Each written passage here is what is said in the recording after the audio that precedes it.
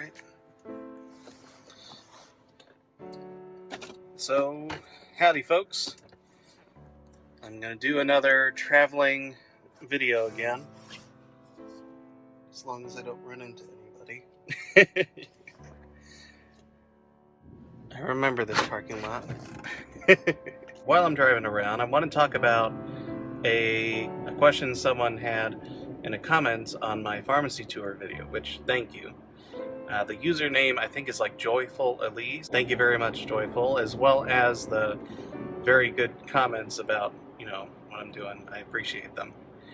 But the question was about how I feel pharmacy will adapt to the increasing amount of those 65 and older. I'm going to tell you, I'm already dealing with it. Not in a bad way, but more of people who are already 65 and older.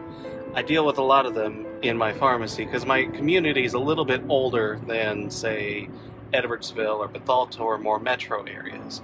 It's people who grew up in a mining town, a farming town, have built that sense of community where they didn't want to leave. I appreciate that, I get that. Traditions, all that sort of history built into a community.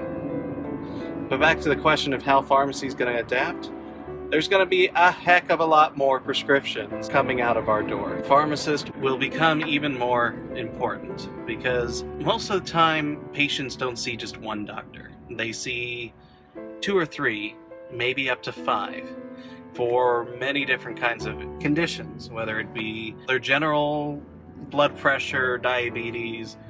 Most of the time they'll have a diabetes specialist because I have a lot of those with diabetes. Sometimes they'll go see a GI doctor because they have problems with constipation or diarrhea, or they have both.